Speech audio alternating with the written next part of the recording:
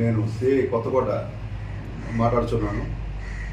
నిన్న ఉదయం 10 గంటల ప్రాంతంలో ఎస్ఐ కొత్తకోట గారు ఒక కేసు దర్యాప్తు నిమిత్తం కొంకుపూడి శివ అనే ఒక వ్యక్తిని, పాత నేరస్తుని పోలీస్ స్టేషన్కి దర్యాప్తు నిమిత్తం 41 నోటీస్ కానీ తీసుకొని దర్యాప్తు సహకరించమని పిలవడం జరిగింది. పిలిచే క్రమంలో ఆయన రాకపోతే కానిస్టేబుల్ ద్వారా తెప్పించాం, అంతవరకు వాస్తవం. ఈలోపు ఆయనకి బందోబస్తు ప్రోగ్రాం ఉండి కళ్యాణపురం వెళ్ళడం జరిగింది. మరలా ఆయన తిరిగి 5 గంటలకు వచ్చాడు.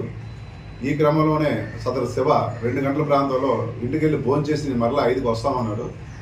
ఎస్ఐ గారు 5 గంటలకు వచ్చిన తర్వాత ఎందుకు రాలేదని చెప్తే ఫోన్ స్విచ్ ఆపి లోకల్ మీడియా మిత్రులందరికీ ఎస్ఐ గారు నన్ను కొట్టారు, మీరు హల్చల్ చేయండి అని కూడా చెప్పడం జరిగింది. ఆ వాస్తవాన్ని లోకల్ మిత్రులందరూ తెలుసుకొని ఎవరో ఏ విషయాన్ని రాయలేదు. మరలా ఈ నర్సీపట్నం ఏరియా హాస్పిటల్ అడ్మిట్ అయ్యి అక్కడ కూడా తనకి విపరీతమైనటువంటి నొప్పులు అన్ని అవయవాల నుంచి వచ్చేస్తాయని చెప్పి చాలా చక్కటి జామను రక్త కట్టించాడు. అక్కడ కూడా మీడియా మిత్రులు వాస్తవాలన్నీ తెలుసుకొని కేసు దర్యాప్తులో పిలిచినట్టు ఆయనకి ఎవరు ఏ రకంగా కొట్టలేదు తిట్టలేదని తెలుసుకుని పిదప ఎవరు ఏ రకమైన ప్రచారం చేయలేదు. అయినప్పటికీ చిన్న చిన్న సోషల్ మీడియా ఛానల్స్ వాళ్ళ తాలూకు వ్యూస్ కోసం, రేటింగ్ కోసం అత్యుత్సాహం ప్రదర్శించి అవాస్తవాలను ప్రచారం చేశారు. అవాస్తవాలు ప్రచారం చేసే ముందు ఎవరైనా సరే ఒక వ్యవస్థ మీద లేదా ఒక వ్యక్తి మీద ఆరోపణలు వచ్చేటప్పుడు ఖచ్చితంగా దానికున్న కింద అధికారి లేదా పై అధికారిని అడిగితే దానికి సంబంధించిన సమాచారం ఇస్తాం మేము. ఆయన మీద జనవరి 16వ తేదీన ఒక కంప్లైంట్ పాన్ షాప్ రాత్రి 1 గంట ప్రాంతంలో వెళ్ళి పాన్ షాప్ వాళ్ళ ఇంటి తలుపులు విరగొట్టి cool drink bottle, water bottle ఇమ్మని కుంకుపూడి శివ అనే ఒక పాత నేరస్తుడు అతనితో పాటు కొంతమంది వ్యక్తులు వెళ్ళి హల్చల్ చేశారు.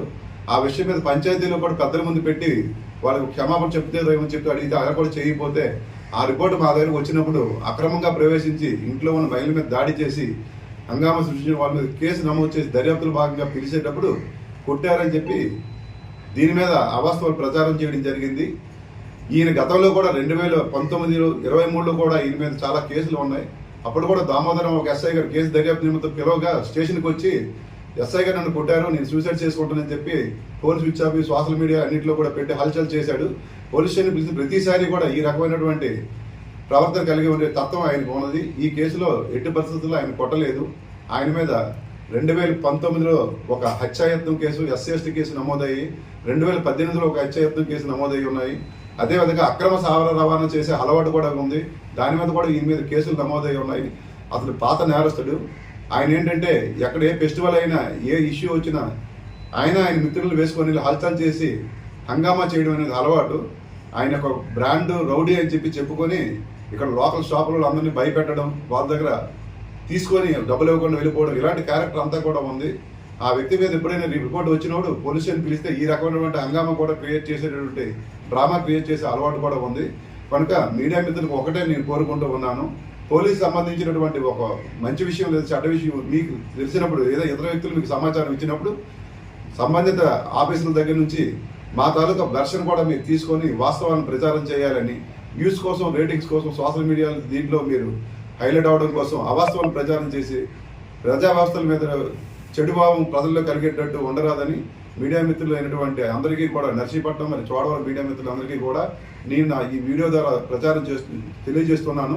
అతని మీద ఉన్న కేసుల వివరాలు, అదేవిధంగా ఆయన ఆ రోజు హంగామా క్రియేట్ చేసిన వీడియోస్ కూడా ఉన్నాయి. అవి కూడా మీకు ఇస్తాను. వాస్తవాలను మీరే పరిశీలించి అవాస్తవాలను ప్రచారం చేయకూడదనే దాని మీద మీడియా గైడ్లైన్స్ ప్రకారం, ప్రభుత్వం మీడియా గైడ్లైన్స్ ప్రకారం కూడా మీరు అందరూ ఫాలో అవుతారని మీ అందరికీ కూడా మనపూర్వకంగా నేను రిక్వెస్ట్ చేస్తున్నాను. నా పేరు కర్ణోపల్లేడు. 16వ తారీఖున ఊళ్ళో పండుగ అయిందండి. పండుగ అయితే నేను 12:30 టైంలోనే ఊళ్ళో ఉన్నాను. అయితే నేను రోడ్డుకి ఇంటికి వెళ్ళేసరికి నలుగురు ఆర్గ్యుమెంట్ చేస్తానండి. ఆర్గ్యుమెంట్ చేస్తుంటే ఎందుకు మా ఇంటి ముందర ఆర్గ్యుమెంట్ చేస్తానని నేను అడిగితే సిగరెట్లు అడిగారట. అడిగితే మా ఎవరు లేవని చెప్పేసరికి నేను కూడా వెళ్ళినప్పుడు చెప్పాను, ఎలా చెప్పారో బాబు టైం 1 గంట అయింది, షాప్కి అడిగితే వెళ్ళిపోండి అని చెప్పి నువ్వెవడో నాకు చెప్పడం చేసి ఫైర్ అయ్యాను. ఈ లోపల మా ఆవిడ మా అబ్బాయి కూడా వచ్చారండి. వాళ్ళు కూడా కలిపి తోసారండి.